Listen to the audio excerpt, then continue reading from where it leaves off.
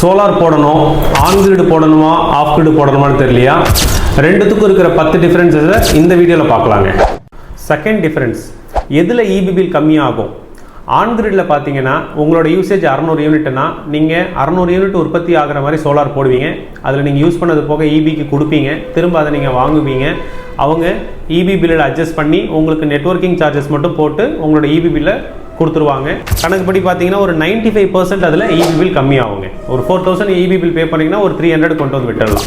இதுவே of grid அப்படின்னா, of grid இன்வெர்ட்டரில் minimum எத்தனை கிலோவாட் இன்வெர்ட்டர் போகிறீங்களோ அதுக்கேற்ற மாதிரி தான் லோடு கால்குலேட் பண்ணி அதில் கனெக்ட் பண்ண முடியும். அப்படி பண்ணும்போது என்னென்ன லோடு கனெக்ட் பண்ணியிருக்கீங்களோ அது மட்டும் தான் சோலாரில் ஓடும். அதர் தென் இருக்கிற மற்ற லோடு எல்லாமே இபியில் தான் ஓடிட்டு இருக்கும். ஸோ அதுக்கான இபி பில் வந்துட்டு தான் இருக்கும். அப்போது அதில் பார்த்தீங்கன்னா ஒரு 50% தான் இபி பில் கம்மியாக பண்ணிக்க முடியும். அப்படி பார்க்கும்போது 90% இபி பில் ஆன் கிரிட்ல சேவ் பண்ணலாம், 50% இபி பில் ஆஃப் கிரிட்ல சேவ் பண்ணலாம்.